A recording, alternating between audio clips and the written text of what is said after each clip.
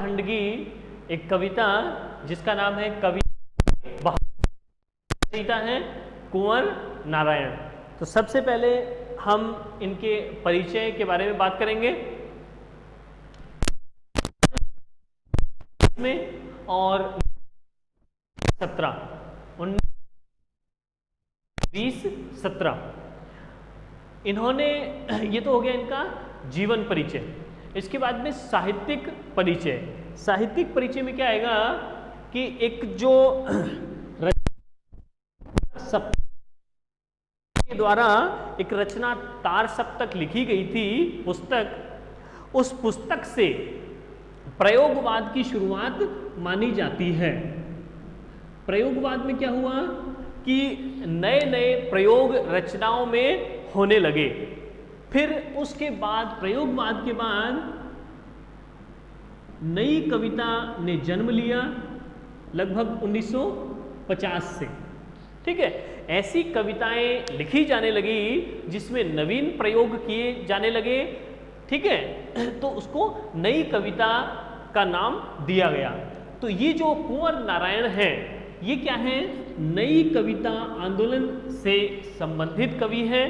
ठीक है, और दूसरी बात है ये तीसरे तार सप्तक से संबंधित कवि हैं। दो बातें इनसे जुड़ी हुई हैं। पहली कि ये नई कविता आंदोलन से संबंधित है और ये तीसरे तार सप्तक से भी संबंधित कवि हैं। इनकी प्रमुख रचनाएं हैं चक्रव्यूह या अपने सामने या फिर इन दिनों, ये प्रमुख रचनाएं इनकी हैं। तो इनका कवि परिचय हम इस प्रकार लिखेंगे। इसके बाद आता है ये चैप्टर, इसके भावार्थ को हमको समझना है। ये कविता है कविता के बहाने, और इसका जो मूल उद्देश्य है वो क्या है कि यहाँ कवि ने इन तीन उदाहरणों के माध्यम से, पहला चिड़िया है, दूसरा फूल है और तीसरा है बच्चे, छोटा बच्चा। इन तीन के माध्यम से, चिड़िया, फूल और बच्चे के माध्यम से ये जानना चाहा है कि वर्तमान समय में जो कविता है उसका अस्तित्व है या नहीं है। ठीक है, क्यों नहीं है? क्योंकि आज का समय है भौतिक युग है या यांत्रिक युग है, उपकरणों से या मशीनरी पर चलने वाला युग है। ठीक है ना, मोबाइल का जमाना है, मोबाइल में भी 4G और 5G भी आ जाएगा, तो उसमें फास्ट जमाना है। तो इसमें, इस युग में भी क्या कविता का अस्तित्व बचा है या नहीं बचा है, वर्तमान समय में भी इसकी कोई महत्ता है या नहीं है? क्यों नहीं है? क्योंकि ये जो कविता रचना, कहानी रचना, ये पहले शुरू किया गया था मनोरंजन के लिए। ठीक है ना, या जैसे हमने पढ़ा दरबारी जो कवि होते थे वो राजा का मनोरंजन जिस प्रकार किया करते थे, तो ये इस प्रकार से और नई नई रचनाएं लिखते थे। तो वास्तव अब क्या इस कविता का अस्तित्व है या नहीं है, ये जानना चाहा है। क्या ये आज भी प्रासंगिक है या नहीं है? प्रासंगिक का तात्पर्य है कि ये रिलेवेंट है या नहीं है। क्योंकि जिस प्रकार, जैसे हमने एक नाम सुना होगा तार, जिसको इंग्लिश में कहते हैं टेलीग्राम, जो कि पहले अस्तित्व में था। उसमें क्या होता था कि किसी भी मैसेज को हमको भेजना होता था कम शब्दों में, तो वो तुरंत ही दूसरे के पास चला जाता था बड़ी तेज गति से, वो पहले था। लेकिन अब इस तार को, ठीक है, जिसको हम बेतार का तार भी कहते थे, किसी संदेश को एक स्थान से दूसरे स्थान पर भेजने के लिए बहुत कम समय लगता था। ठीक है, तो ये तार जो है वो अब क्या है, अप्रासंगिक हो गया है। अब इसकी कोई आवश्यकता नहीं है। इसके तुलना में बहुत तेज गति से अपने संदेश को एक स्थान से दूसरे स्थान पर भेजने में, या फिर बहुत कम खर्च में भेजने के लिए बहुत सारे ऑप्शंस हमारे सामने, विकल्प हमारे सामने खुले हुए हैं। तो इस तार का, इस बेतार के तार का या टेलीग्राम का अब कोई रोल नहीं रह गया है, अब ये अप्रासंगिक है। तो क्या ये जो कविता है ये भी इस भौतिकवादी युग में या यांत्रिक युग में, जब अनेक प्रकार के हमारे पास साधन मौजूद हैं मनोरंजन के लिए, तो कोई कविता क्यों लिखेगा? ठीक है, तो कवि इस प्रश्न के उत्तर को जानने के लिए कि क्या भौतिक या यांत्रिक युग में कविता की महत्ता है, अस्तित्व है, प्रासंगिक है अथवा नहीं, इस उत्तर को जानने के लिए ये कुछ क्वेश्चन किए हैं और समझा है कि कविता प्रासंगिक है। तो सबसे पहले यहां बताया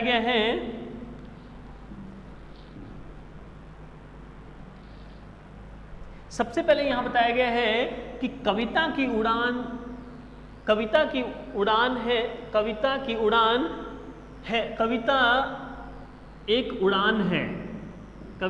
उड़ान है चिड़िया के बहाने। तो क्या बताया गया है कि जिस प्रकार चिड़िया उड़ती है उसी प्रकार कविता भी उड़ती है, दोनों में समानता बताई गई है। क्वेश्चन आएगा कि दोनों में क्या समानता है, तो हम कहेंगे कि चिड़िया भी उड़ान भरती है, आसमान में उड़ती है, और कवि जिसने कविता लिखी है वो अपने विचारों के माध्यम से, कल्पनाओं के माध्यम से वो कहीं भी जा सकता है। कहा गया है कि जहां न पहुंचे रवि वहां पहुंचे कवि, जहां सूर्य की रोशनी भी नहीं पहुंच सकती है वहां भी कवि पहुंच जाता है। ठीक है ना, तो उसकी सोच के माध्यम से, कल्पनाओं के माध्यम से। ठीक है, तो जिस प्रकार चिड़िया उड़ती है उसी प्रकार कविता भी अपनी कल्पनाओं के माध्यम से, कवि भी अपने विचारों के माध्यम से उड़ान भरता है। तो ये समानता। असमानता क्या है? असमानता यह है कि कविता एक उड़ान है चिड़िया के बहाने, परंतु इस कविता की उड़ान को चिड़िया नहीं समझ सकती है। चिड़िया नहीं समझ सकती। क्यों नहीं समझ सकती? अंतर क्या है कि चिड़िया की जो उड़ान है वो क्या है? सीमित होती है। ठीक है ना, चिड़िया की उड़ान सीमित होती है, कविता की उड़ान असीमित होती है। ठीक है ना, कैसे? कि जो चिड़िया है वो इधर से उधर उड़ती है, एक घर से दूसरे घर में चली जाएगी। ठीक है ना, उसका एक निर्धारित एक एरिया है, एक सीमा है, वहीं तक वो उड़ान भर सकती है, बाद में उसकी थक जाएगी और शाम को वो लौटकर अपने घोंसले में आ जाएगी। लेकिन तो यहाँ क्या बताया गया है कि इस घर उस घर, कविता के पंख लगा उड़ने के माने, लेकिन जो ये कविता है वो असीमित है, उसकी उड़ान असीमित है। यानी कि उस विचारों को हम यहाँ भी काम में ले सकते हैं, उस कविता को अन्य किसी प्रदेश में भी काम में लिया जा सकता है। ठीक है ना, तो इस कविता की उड़ान असीमित है। दूसरी बात, चिड़िया के जो पंख होते हैं वो दिखते हैं, इसलिए दृश्य पंखों से उड़ती है चिड़िया, और कविता उड़ती हुई दिखती नहीं है, फिर भी वो उड़ जाती है, दूसरी जगह विचारों हमारे पहुंच जाते हैं। तो चिड़िया क्या होती है? दृश्य पंखों से उड़ती है। कविता जो होती है अदृश्य पंखों के माध्यम से एक स्थान से दूसरे स्थान पर पहुंच जाती है। ठीक है ना, तो इसमें क्या बताया गया है? यहाँ पर तुलना की गई है कविता की चिड़िया से, जो कि सर्वथा अनुचित है, ठीक नहीं है। क्यों नहीं है? क्योंकि कविता की तुलना चिड़िया से नहीं की जा सकती है। क्यों नहीं की जा सकती? क्योंकि चिड़िया की उड़ान सीमित है और वो दृश्य पंखों से उड़ती है, लेकिन कविता जो है वो अदृश्य पंखों से उड़ती है, कविता की उड़ान असीमित भी है। ठीक है, एक बार फिर से समझेंगे। कवि ने क्या कहा है कि कविता जो है, कविता भी उड़ान भरती है जिस प्रकार चिड़िया उड़ान भरती है, लेकिन इस कविता की उड़ान को चिड़िया नहीं समझ सकती है। क्यों? क्योंकि चिड़िया बाहर भीतर एक घर से दूसरे घर में चली जाती है, लेकिन जो कविता होती है वो अदृश्य पंखों के माध्यम से एक स्थान से दूसरे स्थान पर गति करती रहती है, एक विचार दूसरे स्थान पर जाता और आता रहता है, ठीक है ना। तो यहां हम देखेंगे कि कविता की उड़ान भला चिड़िया क्या जाने, ऐसा कहा गया है, चिड़िया समझ नहीं सकती है। तो यहां हम देखेंगे वक्रोक्ति अलंकार है, ठीक है ना। वक्रोक्ति का मतलब होता है वक्र प्लस उक्ति, वक्र यानी टेढ़ा और उक्ति यानी कथन, ठीक है ना। यहां पर चिड़िया पर व्यंग कर दिया गया है कि चिड़िया ऐसा नहीं कर सकती जैसा कविता करती है, एक पोयम करती है, ठीक है ना। तो यहाँ वक्र उक्ति टेढ़ा कथन कहा गया है चिड़िया के लिए, चिड़िया को, इसलिए यहाँ वक्रोक्ति अलंकार होगा। और यहाँ पर कह दिया है कि जो कविता है वो अदृश्य पंखों से उड़ जाती है, उड़ती रहती है। तो यहाँ पर क्या हो जाएगा, हम व्यतिरेक अलंकार भी कह सकते हैं, ठीक है, व्यतिरेक।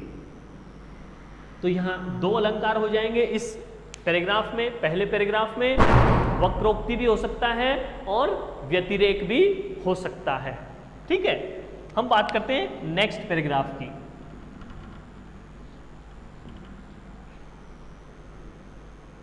नेक्स्ट पैराग्राफ में कहा गया है कि कविता एक खिलना है फूलों के बहाने।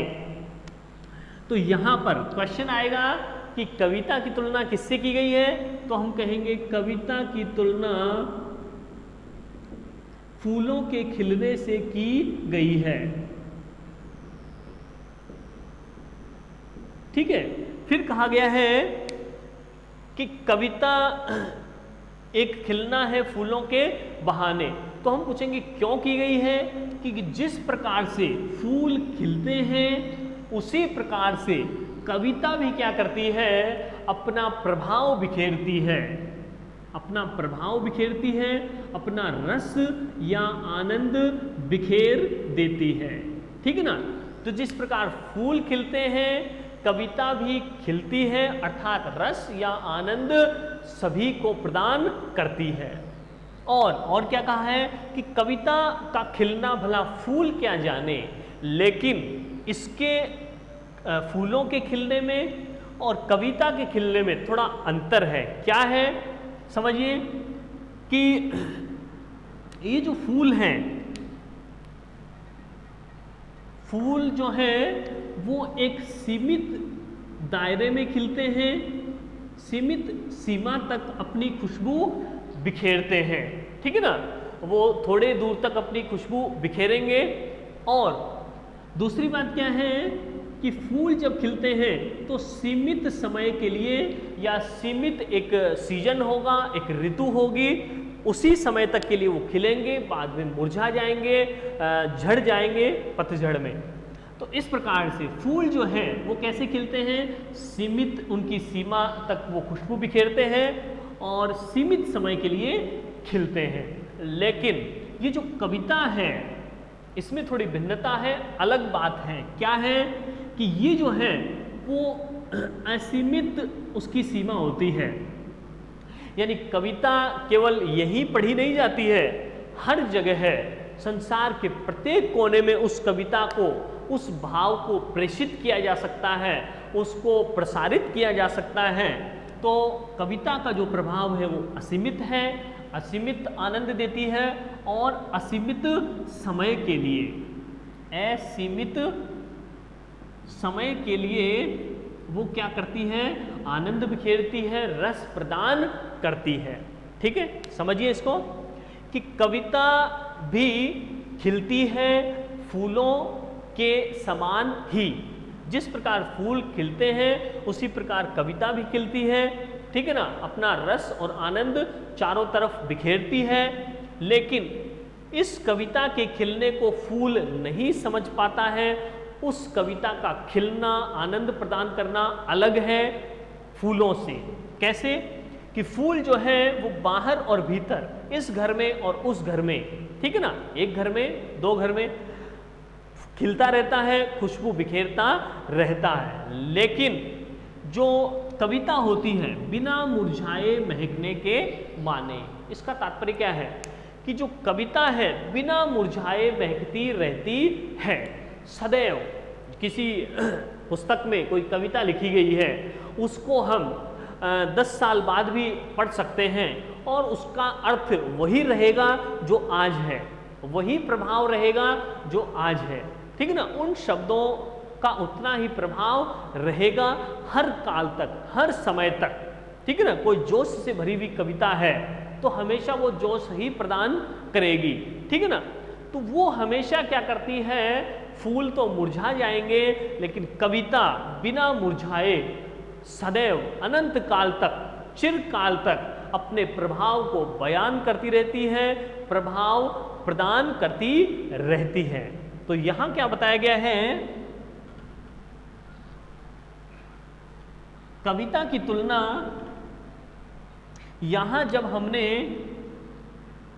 फूलों से की है, ठीक है ना, कविता की तुलना हमने जब फूलों से की तो हमने पाया कि जो कविता है वो सदैव रहती है, फूल नहीं रहते, तो इसकी तुलना करना उचित नहीं है। तो किससे कर सकते हैं हम, कविता की तुलना बच्चों के खेल से कर सकते हैं। कविता की तुलना बच्चों के खेल से करना सर्वथा उपयुक्त है। क्यों, समझिए। कहा गया है कि कविता एक खेल है, कविता की तुलना पूछा जाएगा कि किससे की गई है, तो हम कहेंगे कि बच्चों के खेल से की गई है। और ये जब तुलना की है तो बिल्कुल ठीक है। क्यों ठीक है, क्योंकि जिस प्रकार कहा है कि कविता भी एक खेल है। खेल कैसे है, पूछ लिया जाएगा कि खेल क्या है, तो क्रीड़ा है। जिस प्रकार बच्चे क्रीड़ा करते हैं, ठीक है ना, अपने खिलौनों से खेलते हैं, उनको तोड़ते हैं, मरोड़ते हैं, उसी प्रकार कवि भी क्रीड़ा करता है। कवि क्रीड़ा करता है। क्रीड़ा का मतलब शब्दों को जोड़ता है, घटाता है, ठीक है ना, तब कई लंबे समय बाद जाकर एक कविता बनती है, ठीक है ना। तो कवि भी क्या करता है, जब शब्दों से क्रीड़ा करता है, खेलता है, तो तब जाकर एक कविता बनती है। उसी प्रकार बच्चे भी क्रीड़ा करते हैं।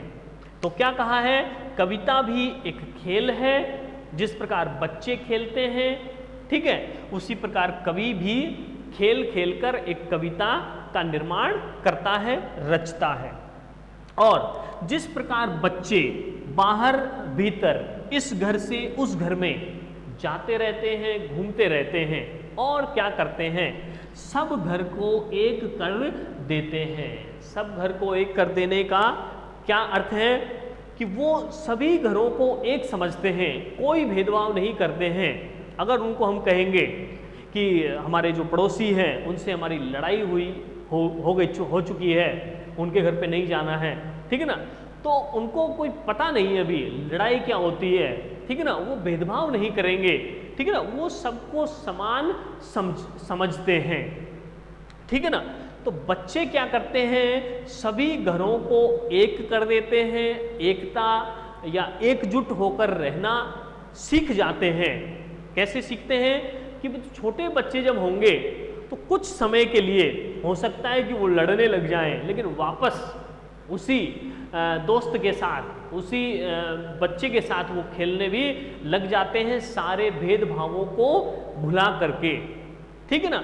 तो इस प्रकार से जिस प्रकार बच्चे क्या करते हैं, सभी को एक रूप से रहना सिखाते हैं, एकजुट रहना सिखाते हैं, उसी प्रकार एक जो श्रेष्ठ कविता होगी वो भी सारे समाज को एक सूत्र में पिरो देगी, सारी दुनिया को एक सूत्र में एकजुट रहना जो सिखाएगी, वही श्रेष्ठ कविता होगी, ठीक है ना। तो यहाँ क्या बताया गया है कि कवि भी बच्चों के समान ही शाब्दी क्रीड़ा करता है। शाब्दी मतलब शब्दों की क्रीड़ा करता है, शब्दों से खेलता है और एक नया निर्माण करता है, सृजन करता है।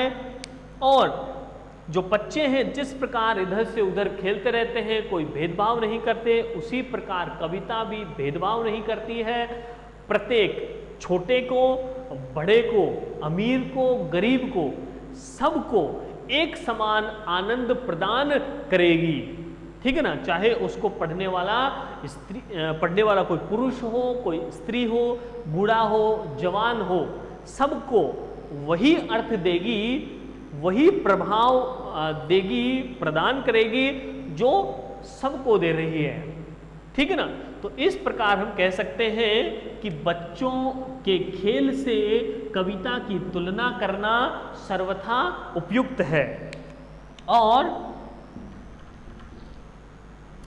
यहां पर हमने समझा कि कवि को जो संदेह था, आशंका थी, क्या थी कि ये कविता की महत्ता वर्तमान समय में है या नहीं है।